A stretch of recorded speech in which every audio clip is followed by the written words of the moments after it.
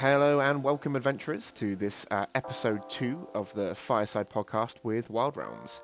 I have the pleasure of being Problem Child, and with me today, my illustrious companion and colleague, Chicken Tendies. Thank you for having me. You're very welcome. We are here today to talk about plot, storytelling, shenanigans.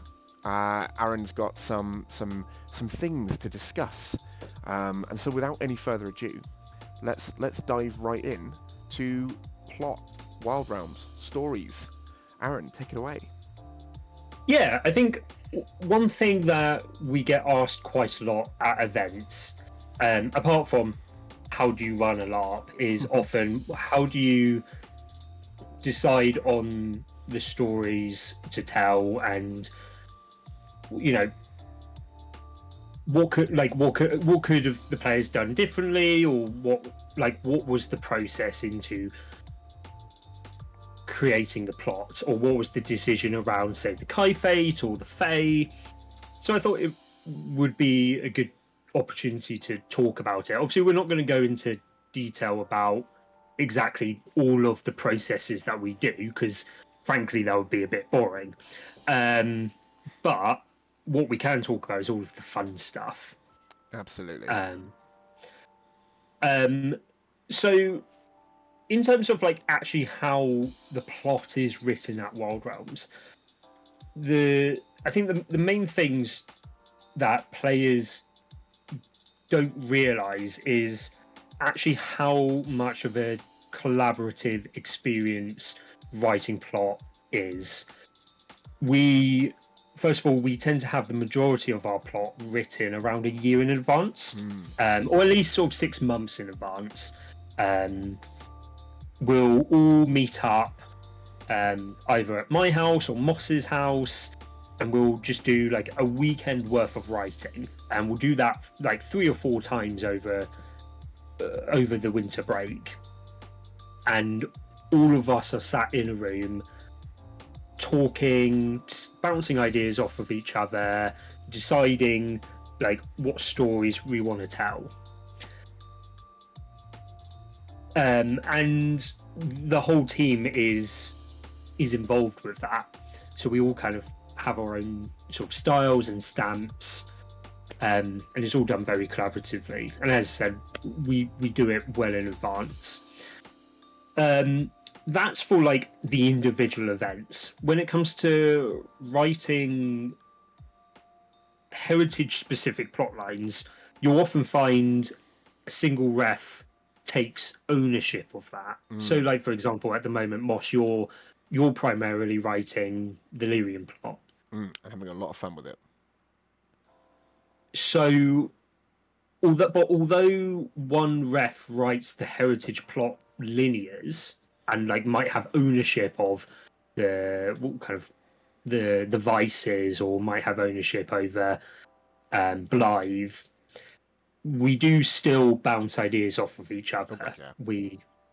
So we will still go to one another and say, I had this amazing idea for what the vices might do, or Moss might come to me and go, hey, but Blythe's objective is this, right? Have you realized that interacts with something that this NPC is doing? And then we build upon the ideas. Yeah, definitely. I mean, I think one of the important things is that even when you have a singular agent owner of a plot line, nothing is ever written in a vacuum, because you've got the whole rest of the world to interact with. An idea forms in your head, it forms a certain shape, and it feels great to you, but that never really finds its final feet until it's been through someone else. You always need this sounding block to pass your ideas off of before someone will go, I like what you're trying there. You haven't realized, though, that all of this, and you'll go, oh, I hadn't realized all of that. And that's often, I think, where the best parts of our plot comes out from, is when something crazy happens in one of our brains, and then we feed it through the other 6 brains on the team, and then someone will catch a little bit here and a little bit there, and then by the end of that, you end up with a mosaic of much more nuanced and interesting plot than one person might cook up in a vacuum by themselves. Yeah, absolutely. And again, like it might also be like two or three people focusing on an idea. Like I guess it's not always all six of us, No. but it is definitely always a collaborative thing. And even if it's just a sense check, like the number of times that I'll go off and you know write something about the Kai Fate, or I'll go off and write something for an event, and then I go to you, Moss, and you go, "What were you on when you were writing this?"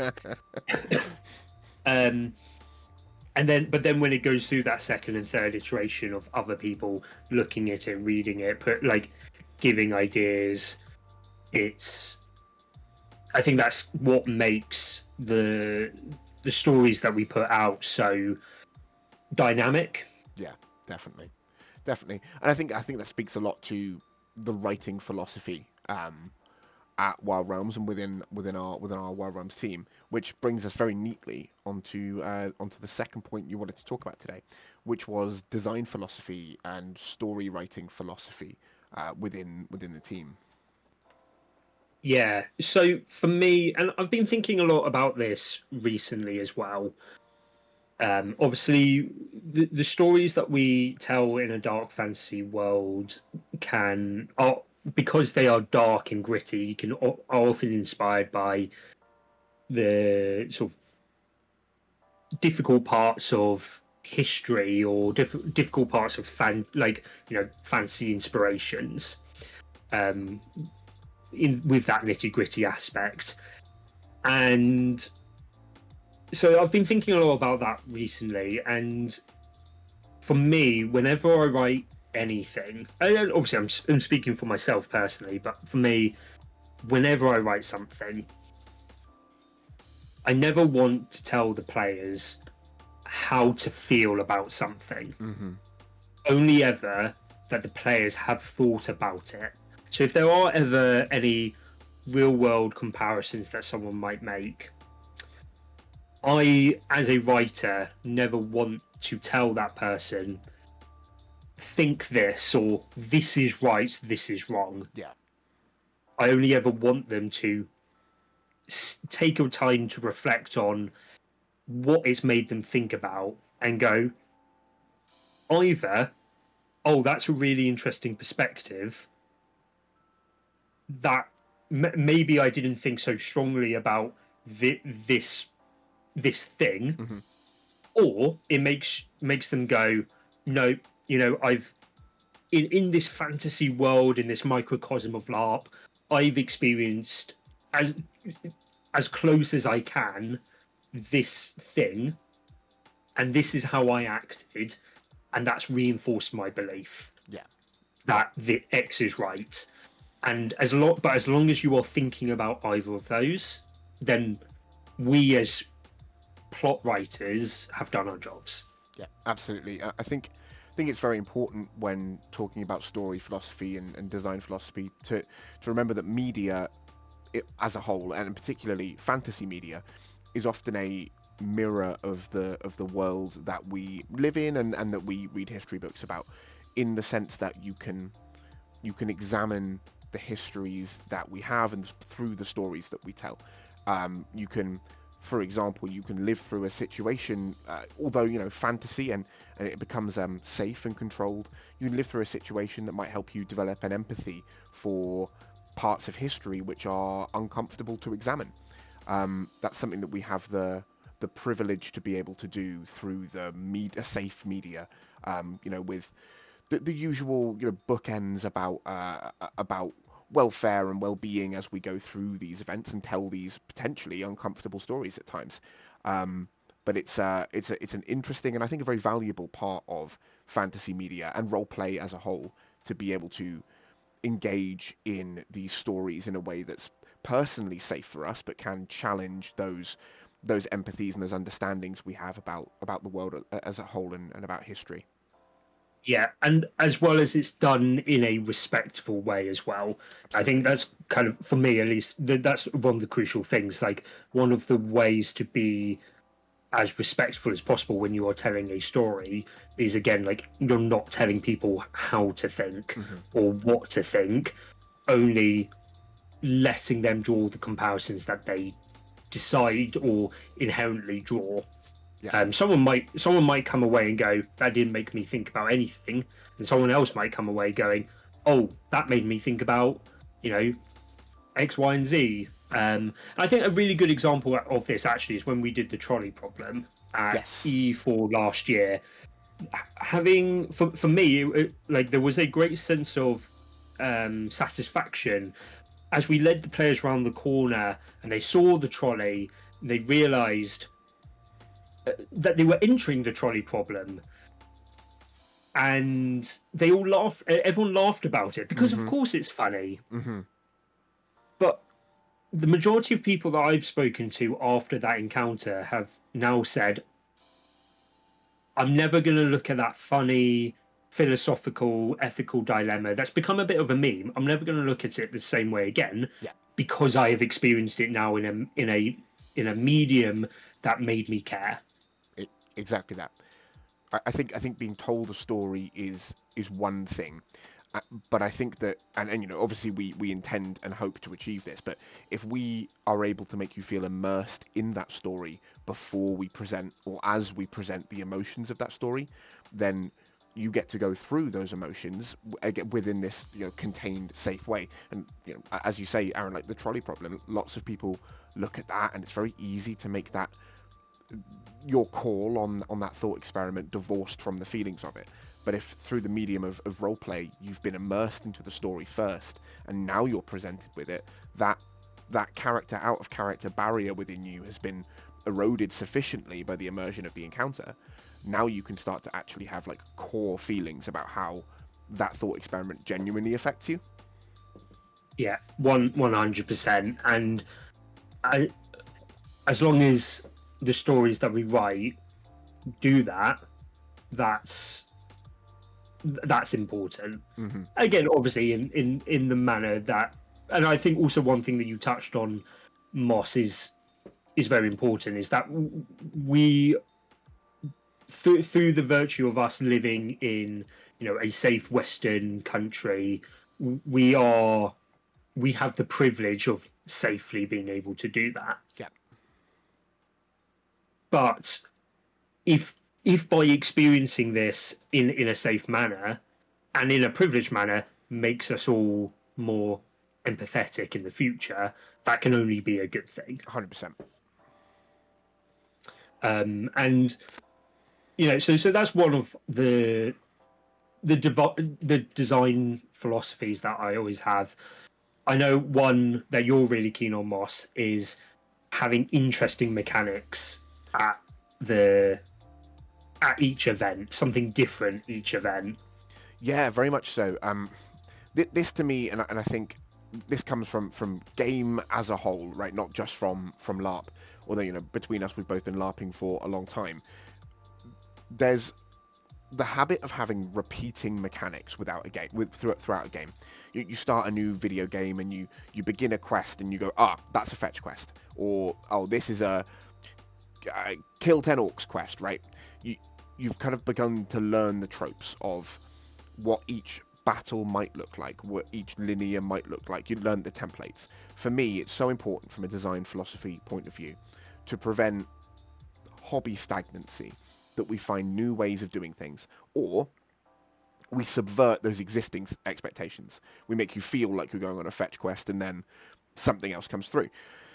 The reason I think for that is because when you start to fall into these patterns and habits, and you start to fall into these tropes every time you expect them, that part of your brain, the kind of the pattern seeking part of your brain, takes over, and it leaves the roleplay part of your brain somewhere in the back. So until we are able, and I think this is something that we're quite good at, and it's certainly something that I like to push, is to make sure that we're not letting you fall into expectations of what a game should look like, and instead letting you experience a story through the medium of a game. Hmm. Hopefully that that makes sense. But Aaron, what are we've done quite a few really interesting ones recently. Can you give me an example of one that you've really liked? Well, I To think put my you on the spot. favorite one. Well, I've got some in my mind. I think my favorite one we can't talk about yet because Because it's not well, you have to happened. is because it's not happened yet. You'll Hmm. have to go to the next event, event 3. Don't fall asleep. Shameless plug. Um, to to experience what I think is going to be my personal favorite. Hmm.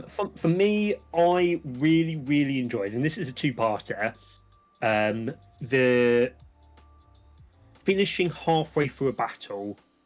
Um, so Sunday, all of you were fighting, circled around the door. The door is closed. Or you find out the door is closed. Hmm. Time out, and then that fear between events. Going, oh my god, is my character going to die? Oh my god, what's going to happen? Yep. And so many players coming up to us afterwards, going, well, how are you going to do that? Like, like how are you going to how is it actually going to work? And then just leaving people guessing, and then the next event, then having the players go, you defeat Zed, you go through the door, and you find yourself in the Kaifate Empire. And then that whole event is then run by is the the mechanic of being disguised and bringing different kits and pretending to be part of a culture that you're not actually part of, and seeing how all of you role playing differently and coming up with disguises, and so some of you kind of doing your own jokey spins on it, some people doing very serious spins on it, and seeing that diversity was really interesting. Yeah. Yeah. Absolutely. There was a really strong sort of chain of events where the expectation was subverted, event in, event out. I completely agree. Really liked that. For me, one of my favourite event mechanics, I'll touch on this quick so that we don't draw on for too long. Um, I loved the storyboards in the Forest of Law, where Mm, you got to the players at the event got to gather up story plaques with single sentences on them throughout the course of the event, and had a number of storyboards, and each storyboard pertained to part of what was going on at the event, and you could decide the story of what was going on at the event by placing the tiles in orders in storyboards. Um, and we knew in advance that we'd made the right amount of tiles, but only three sets could be resolved in a happy ending. Just purely based on the number of endings that we had. So it was really interesting as the tiles were gathered through the event, watching the player base slowly realize, okay, we've got some stories, there's some options here, some might be good, some might be bad, but we know that we're going to have to resolve one of these stories with a bad ending. And just watching everyone debate over like, oh no, like which story do we condemn to this bad ending now? How do we make that choice? That was really, really interesting to me. and also seeing players trying to mitigate that as well. Hmm. Like I know there was one point where I was watching all of the players figuring it out, and one person went, "Oh, what about this?" And I went, oh god, did we make a mistake, or is there actually a loophole in this?" And then realizing, actually no, there's not. But that panic as a writer, being like, oh Hmm. no. But that's fun. That's fun Yeah. and interesting. And if players find a way to, if we put a mechanic out and a player goes, oh, actually, I think I've solved it. That's just cool, and that's fun. Yeah. Like the players should have the opportunity to do that. Particularly at an event which was, in a slightly meta sense, us as storytellers writing an event about the nature of storytelling. Yeah. Was particularly interesting to then have that storytelling challenged by the players just finding really cool outcomes. But speaking of storylines that we have run, Mm. we wanted to talk a little bit about a couple of the storylines that we are running.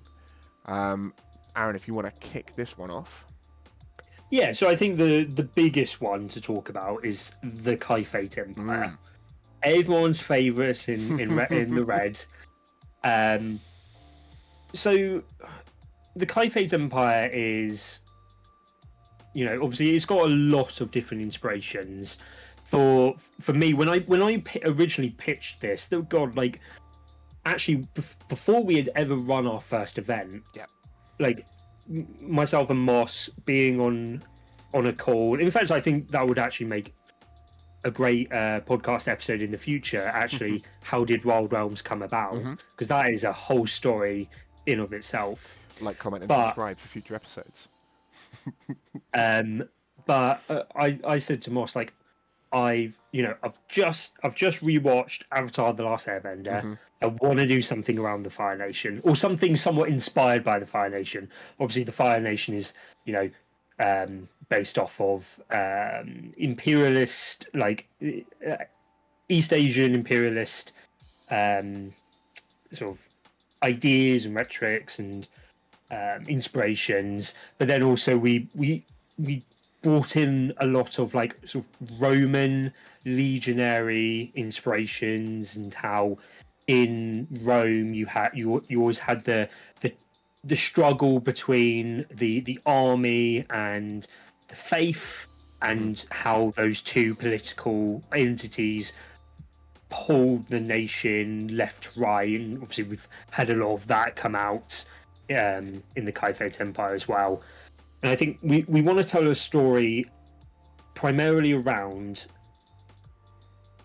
what is happening in the mortal realm, so that we can set up what the mortal realm is like.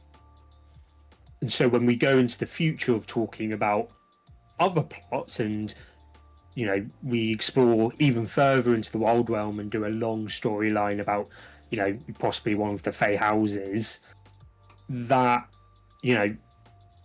we're not completely separated from what is our home. You can only know how different the Fey and the Wilde Realm is if you really concretely know what's happening in your realm. Yeah, 100%. I think the way I've heard this described, and to sort of piggyback on that, is to explore the weird, you have to have a really solid understanding of the normal. Otherwise, you can't tell what's weird and what's normal. Yeah. And I think also one lesson that we have learnt, I know I certainly have learnt, is that you can make the Caliphate Empire really, rooted in normality, and they're a great martial force and this expanding empire. But also, this is a dark fantasy system. So the dark is the nitty gritty. Fighting the Caliphate Empire is hard and difficult, and they're very strong, and it's a slog and a grind to get through. But also, they are also a fantasy nation, and we need to bring in fantasy aspects about them. Yeah. So that's something that we all collectively have been putting our heads to, and going, what is it about the Caliphate that makes them fantasy? Obviously, you've got their gods, you've got the Phoenix Emperor, you have their use of ritual circles, but how do we actually show that on the day by day of the events? To be revealed soon. To be revealed soon, but that's definitely something that we've been thinking a lot about. And then obviously I think that takes us into kind of touching on how martially good they are, like how they deploy in battles. One thing that's really important to me as a story writer, or actually I'll talk about it more from my perspective as a player first. When I play LARP, one of the things that breaks my immersion a huge amount is when you're fighting an enemy for 3 or 4 years, and you think to yourself, God, we're only 100 people, and we've killed maybe 20,000 of them. Yeah. And then when you put that in perspective, it's like, God, either they're really weak, or we've butchered them. How are they still fielding armies? And I think that's one thing I really like. We as a team really wanted to push is this idea that actually killing a Kaifek soldier should feel difficult. It should feel like an achievement.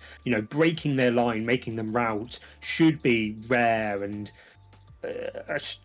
hard fought to win. So that when you're thinking of like the rest of your armies, the Westfell or the Lyrians fielding whole armies against the Kaifate, you can kind of go, yeah, actually, I can see how our nation struggled with that. If they were fielding what we fought against, yeah, that would be a slog for our home nation, and then that makes you feel somewhat scared. Actually, kind of going back to this horror aspect, that horror isn't always gore and blood. It can be psychological as well, and you think, oh, actually, I'm actually scared for my home nation because they are fighting and losing against this stronger force. Yeah, and I think that's really started to be shown through speaking with the players, and also seeing how the players reacted to the battle's last event at VI Closes, where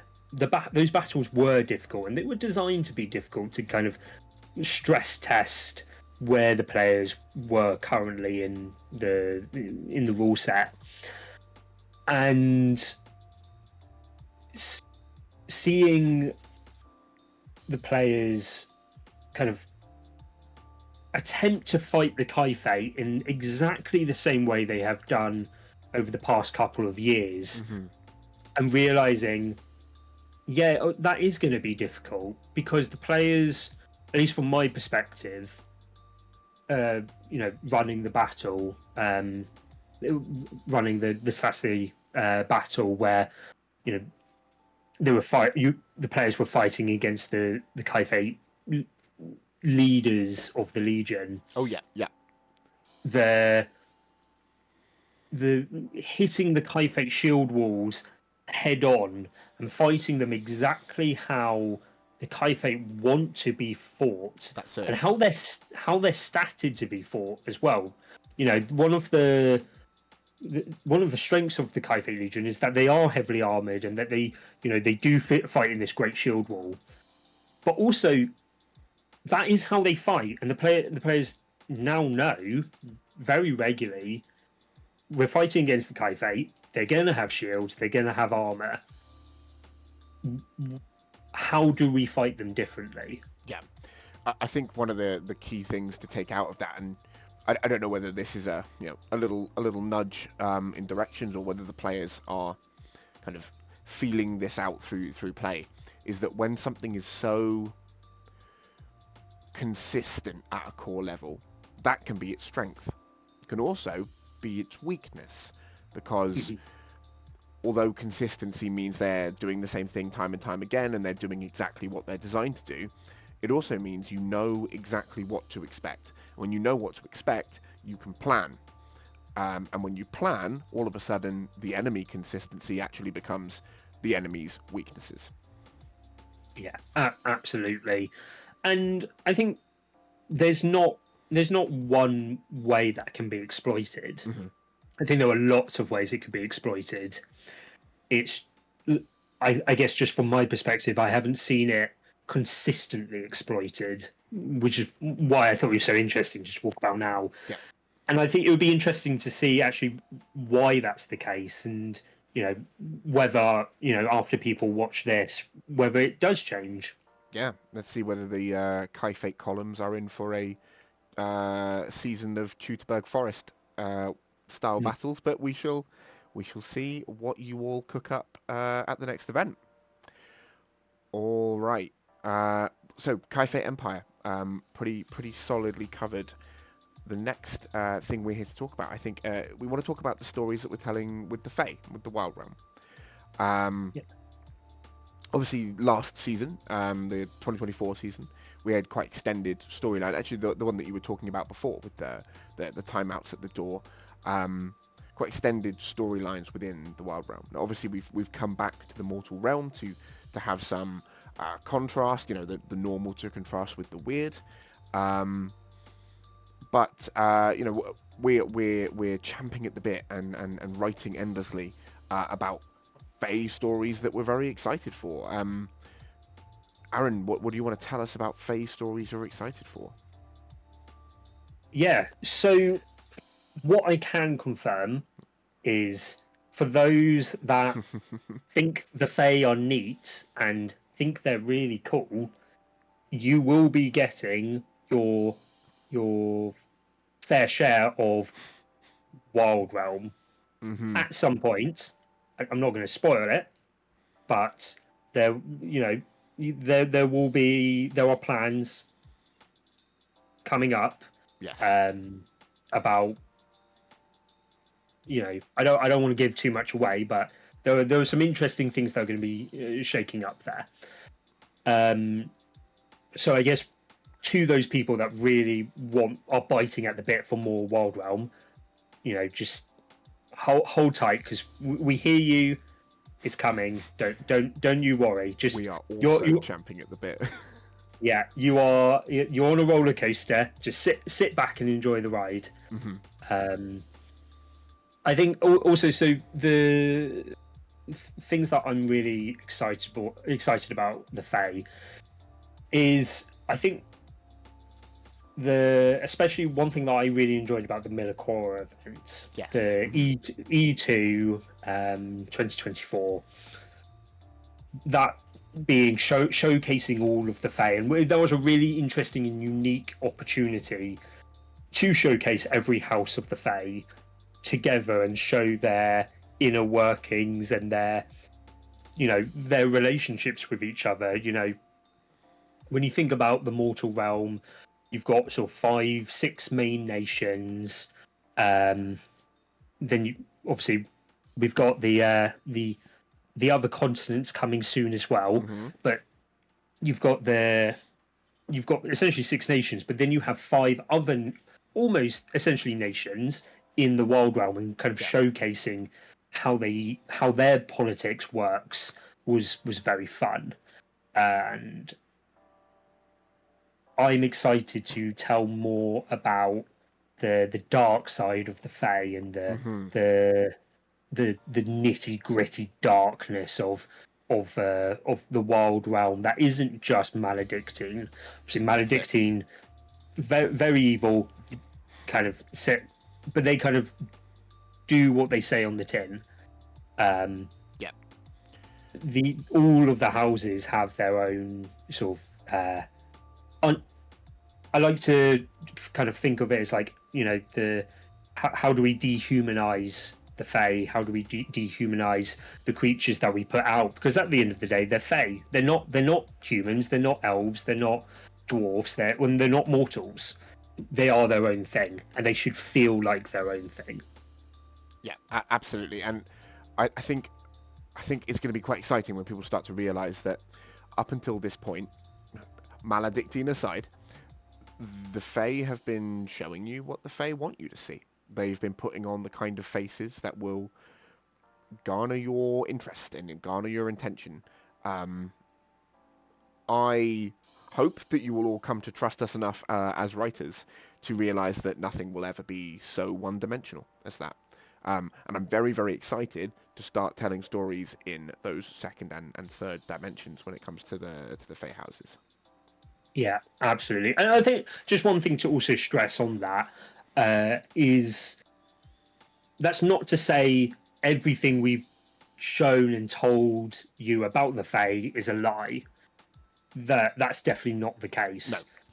It's just one face. It's you're at a masquerade party, and that there are lots of different masks. Some of those masks will be true, some of them may not be, and there are, that's exciting to explore. Yeah, that is part of the complicated tapestry for you to throughout the ages, throughout the seasons at Wilde Realms, to begin to unravel and pull at some of those interesting threads. Brilliant. Onto the last of the 3 plot lines we wanted to talk about in this kind of level of detail for the moment. Yeah. So I want to talk a bit about the abhorrent beings. The abhorrent beings. this is certainly a bit of a pet project of the both of ours. Um, the somewhat new, somewhat new in the sort of the introduction of things. It's definitely Early this is days. definitely early days, slow burn. Not to say they haven't been there from the start. You some people might have to do some digging and some thinking about the all of the little Easter eggs that we like to drop about these sorts of things to find where they were first mentioned. But it's very interesting to see the players have really latched onto this a lot stronger than I had originally anticipated. I thought when we were going to introduce the abhorrent beings, it was going to be a thing of, oh, that's scary, you know, let's keep them away from us over there so we can deal with the other things. But actually seeing a lot of the players going, like that meme of like the cork board with all of the strings behind, and it's like the abhorrent beings. That's great for us to see as story writers, because it's what I can say is they definitely do more thinking and more research into them, because barely touch the surface of what that story is and what's happening and what's going to happen. But it's really interesting to see the players latch onto it so firmly. I think this is one of those stories that we're quite we're quite enjoying telling, because we're telling it in a very different way to lots of the other stories. Like, for example, the Kaifate story is being very much told loudly in everyone's faces. There are parts going on behind the scenes, but it is a loud center stage story. The story that we've been telling about the abhorrent beings has been being told since 2022, since E0. In tiny breadcrumbs, and the more bits you get of these breadcrumbs, the more you are starting to piece them together, and you're getting little bread balls now, and that's really interesting to see. And then at some point, I'm sure at some point, around a table, maybe 10:30 at night at an event, 5 people will go, hang on a minute, and we'll suddenly see all of these years and years and years of plot click, and you'll finally figure out the great story, and that will only be the beginning, which is very, very exciting. It's like plot archaeology, but it's really thrilling to me to get to tell a story in such a different way, and to plan so long term. I really agree with that, because I think one thing that the abhorrent beings do very differently to the other ones is, I think the Fey in the Wild Realm touches on this a bit as well, but the abhorrent beings definitely delves a lot more into the cosmology of Wild Yes. Realms, and the everything about, like, the history, the how the realms are formed against the two of them, and everything else in between, and that plot is progressing the more and more the players start to uncover that cosmology, and seeing that plot kind of seep out that way rather than in the traditional sort of encounter method. Obviously, we still have some encounters around the abhorrents, but the majority of what people have learned has been through research, Yeah. which is part of the reasons why I love downtimes, and why I love Eskin insights, and honestly just players talking to an NPC and going, I've thought this and this, what are your opinions on that? And then they get a tidbit of information that they, just because they asked the right NPC at the right time. Yeah, brilliant. So I think we've spoken a lot about, like, obviously the current plot lines, about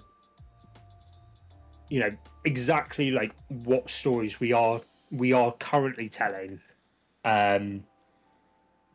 but also what stories do we want to tell? And I think that that's something that kind of consumes my mind a lot when I'm just kind of going about normal day-to-day life.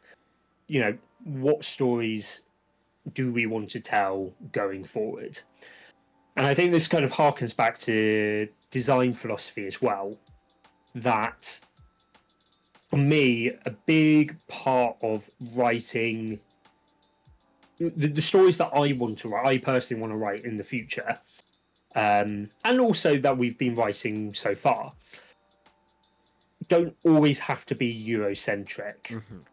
So what I mean by that is it doesn't have to be stories that are 100% solidified in the our Western continents, our Euro and North American continents, because there was so much rich history and so much rich inspiration that we can take from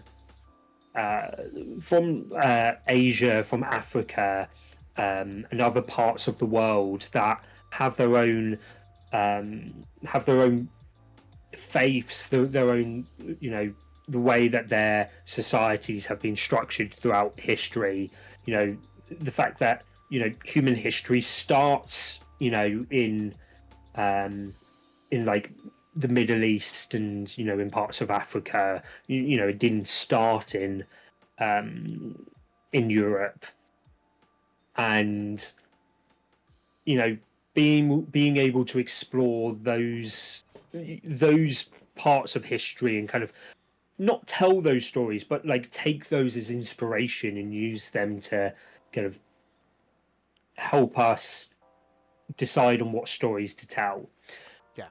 Because it's, and this kind of takes me back to what we were saying about beforehand, where, you know, we want to make people think, and if we're always making people think in a Western mindset, that's, you know, I don't know what to say, but that's I don't want to say that's easy, but it doesn't get people thinking about, you know, the other 70% of the world. Yeah. You know, things that are happening elsewhere.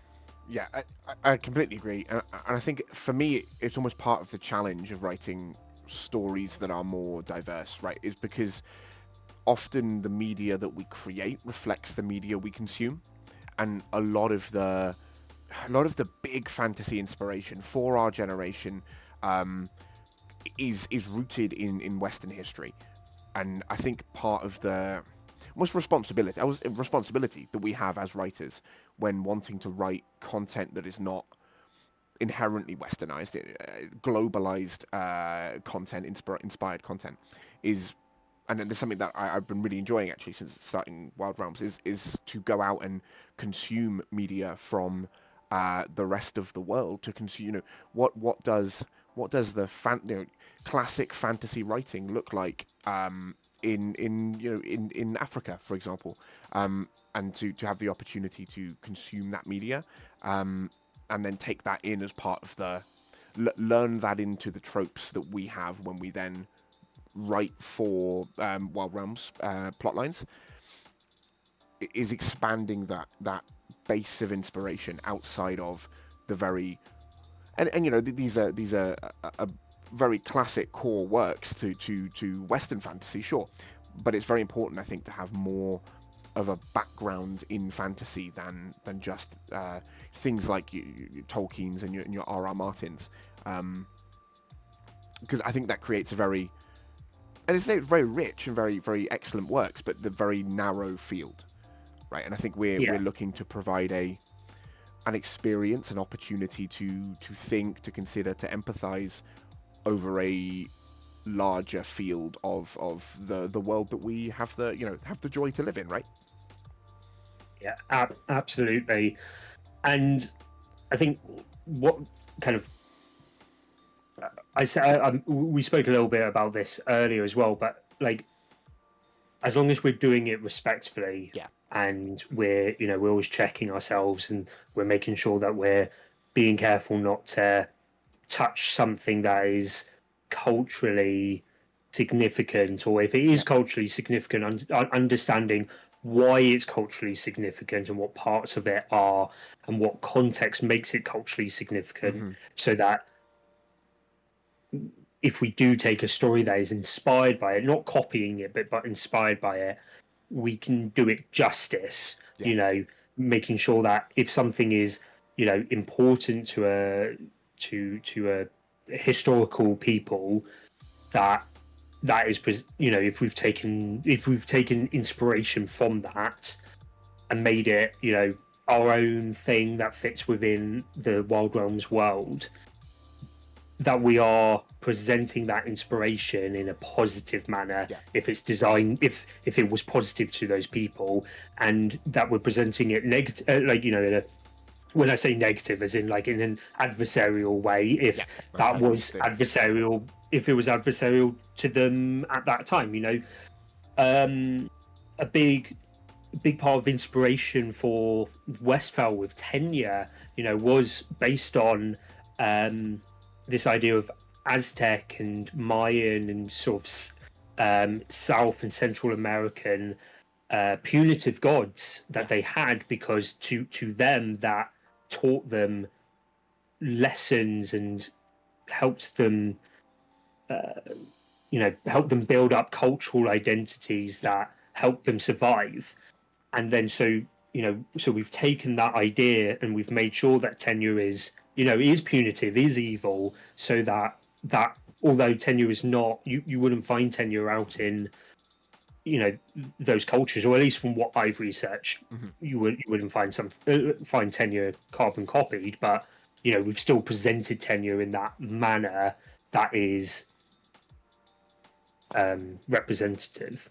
Yeah, absolutely. I think we get to explore that line, and always make sure that through the method of working as a large team, to get to identify the line where you are exploring these other cultures in a way that celebrates and not appropriates.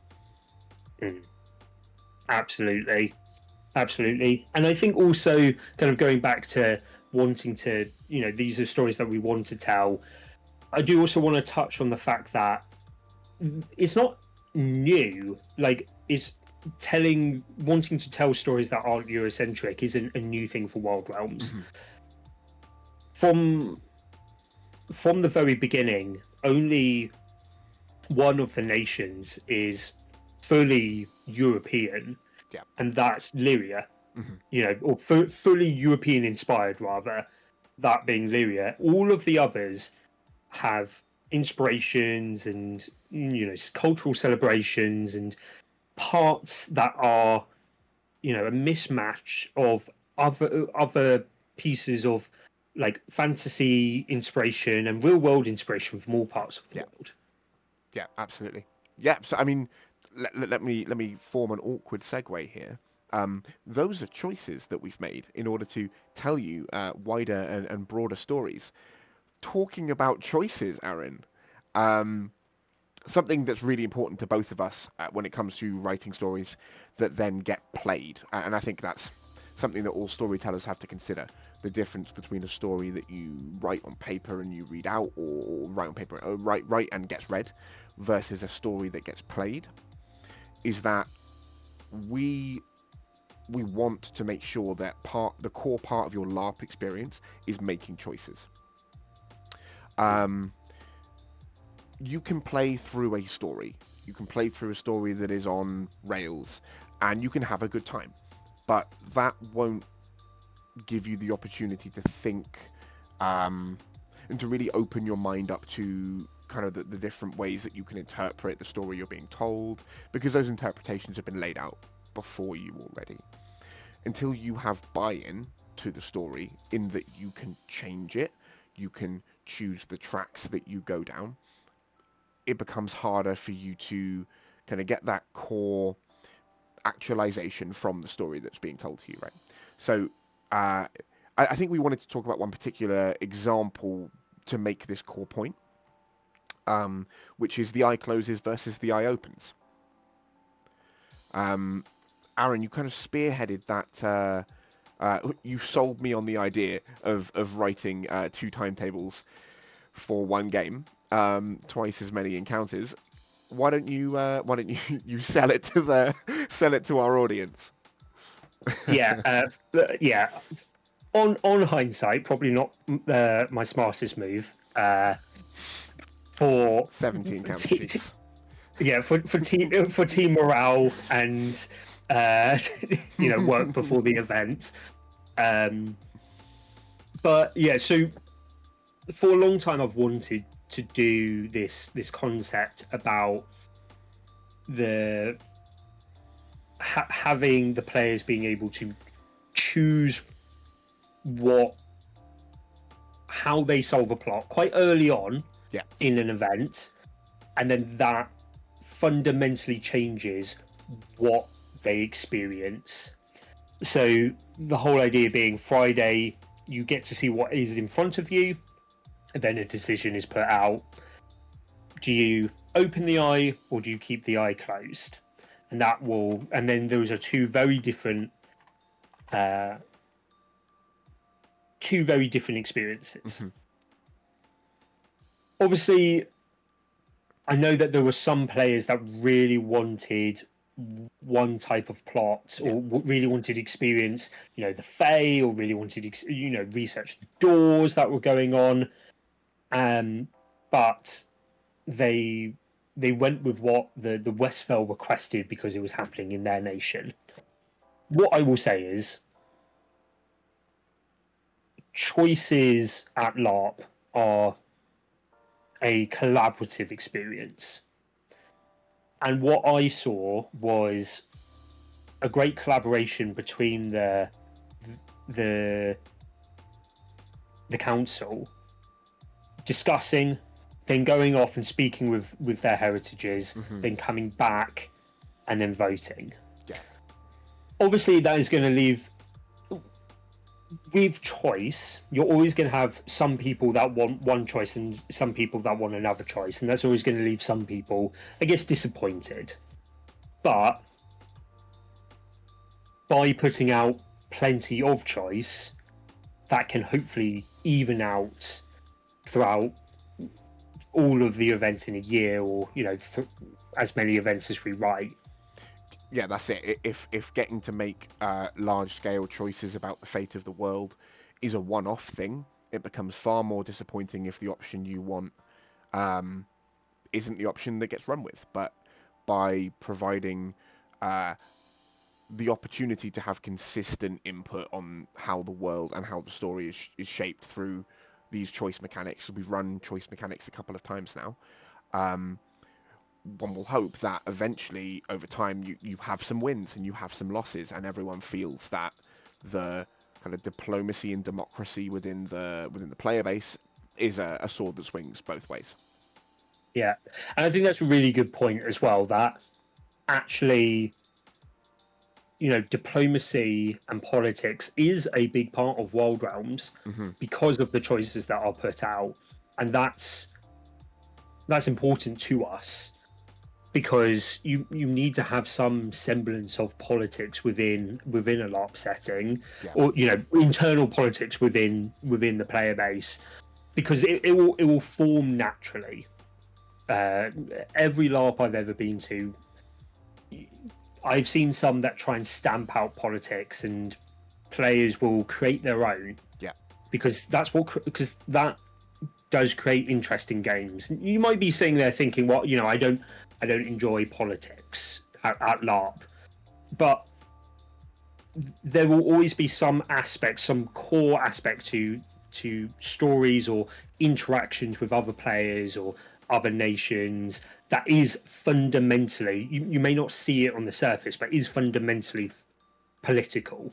Yeah, any And yeah, system where you have groups of people who have wants and needs that are not always aligned, there is going to have to be some form of whether you want to call it politics or whether you want to call it, compromise and debate, which is politics. These things have to exist. And so I think through the choice mechanics and the way that we've kind of enabled that from a system point of view, is instead of like some places have tried to sort of stamp that option out, we've embraced it and made it a core part of the identity of the game to give people that mechanism, almost that sort of chariot to play those games through in a way that remains accessible and fair, at the same time as still giving the opportunity for Westfell to want something different to Lyria, and then to have a fun and constructive way to find out how they're going to balance those wants. Yeah, absolutely. And I think by having politics focus on story choices helps keep it aligned and helps us as game runners have a little bit more control over what that politics is. You know, as I said, players will make their own politics eventually if you try not to incorporate it. But by putting it and having it be a core philosophy of how we write and tell stories through choices, we can control what is debated and what is talked about. Yeah. And when something doesn't go one group's way, we can kind of help to mitigate that feel bad factor by putting in stories at a later date that players didn't necessarily get to experience. You know, as we said at the beginning of this little subsection, you know, we wrote 2 timetables for the Eye Closes event. That means we have a whole timetable that we didn't use. That's a whole extra event we have in our back pocket. That can be that you guys have just not seen. That you know, so that can then come back up in the future, and the players you will still be able to experience it, maybe in a different form, but as I said earlier, you know, we monitor this, and people that love the Wilde Realm, you know, you're going to have your fair share. Don't you worry. Buckle those seatbelts. Yeah, I think it's really important to preserve those choice aspects and make sure that everyone is getting the fill of the parts of the game that they want. And I think it's also really important to us, giving people the opportunity to make choices that maybe we wouldn't expect, or to make choices that could turn the narrative in a way that wasn't our intention when we first wrote it, is actually one of the most challenging, and therefore, because I think the both of us are quite driven by challenge, therefore one of the most rewarding parts of being a writer for for the group of people that we're blessed to run stories for. When you do things that challenge the shape of the world and take these choices, well, we've had to consider, what if they do A, what if they do B? That challenge is really part of the reward for us as game runners. Yeah, absolutely. And, you know, narratively, it helps us create more interesting events. And yeah, I think one thing I also want to touch on is, you know, if you're listening to this and you're thinking, you know, oh, I'm not that, you know, I'm not that interested in those parts of stories. You know, I've not enjoyed them previously. I would encourage you to give it a go at Wilde Realms. What you might have not liked somewhere else, you might realize you might find that here, because it is something that we think about so much, and, you know, as Mosh, you said, it's, you know, it's difficult, and it creates a challenge for us, but that's what we want, and that's what we like, and we like to bake that into the events. You know, if you've not enjoyed it previously, give it a go. You know, give it a try here, and you might find that actually you are very skilled at politics, or actually, you know, in this setting, you can, your character can take that step up and be, you know, a council representative, or can, Absolutely. you know, you can make that change. You can be the one that drives it, and collaborates with others to shape the world. Absolutely. So I think there's no sort of safer way to engage with something new than sort of with kind of with a team who are putting the kind of thought into it. That we're lucky that the whole Wilde Realms staff are giving this kind of level of consideration to the things that are being run. If you've never enjoyed crafting previously at LARP, I encourage you, give it a go. The you know the refs who are working really hard on the crafting system are taking feedback constantly, and are trying to change the road bumps that people have. Without changing the topic too much, I guess I'm kind of using that as an example. We're also feeding that into our storytelling ethos. When there are road bumps people are having, I'm not meshing with this kind of plot for this reason. That's the kind of feedback that we feed on, because then we can go, well, is that reason something that we're accidentally, through cultural learnings about storytelling, feeding into the way that we write plot, and can we alter that? I think that's something that we like to consider every time we write through plot. Why are we telling the story in this way? Is it because we've always told it in this way? Is it because that's how it has to be told? What are the limitations? And how actually the really important thing for me is, how can we get more people involved in this story as we tell it? Like, how can we make this hit the most people in the most different ways? And sometimes, almost counterintuitively, that's by having the story hit fewer people, which is something that we saw at the Eye Closes. I'm going off the rails slightly, but I'm going to follow the point. One of the things that I really enjoyed about telling stories at the Eye Closes was the Dreadweaver story. Not that many people across the scope of the game saw, directly interacted with that story, but the storytelling kind of became secondhand. So by telling their story to fewer people, it kind of took a life of its own, and it made the people who had been in there, seen that story, been part of it, it actually made them the storyteller. So we kind of passed the mantle almost by showing a story to a small group, then making it part of a puzzle piece to a larger part. You storytell to the storyteller, who then passes it on. And I think that's one of these like choice challenges that we've been talking about. That for me was a really really rewarding part of writing those stories. Yeah, absolutely. And obviously, you know, it misses missing something that when you hear about it and you go, oh, I'd have loved to experience that. Yeah. You know, missing that obviously does suck, but you'll get your opportunity to have experienced something that the the other players won't be able to experience. And I think that's also kind of going back to another one of our core philosophies, is that we write so much content and we try and put out as many encounters as possible. You know, God, we run our crew ragged through the amount of stuff that we put out, and that's only encounters. That's not even, you know, written letters, downtimes, you know, other parts of live site mechanics, other parts of Yeah. the event that we run.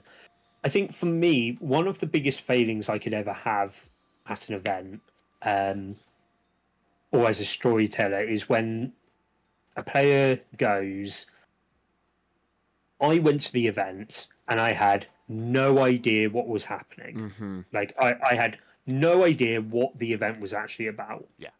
Now, obviously, there are exceptions to that.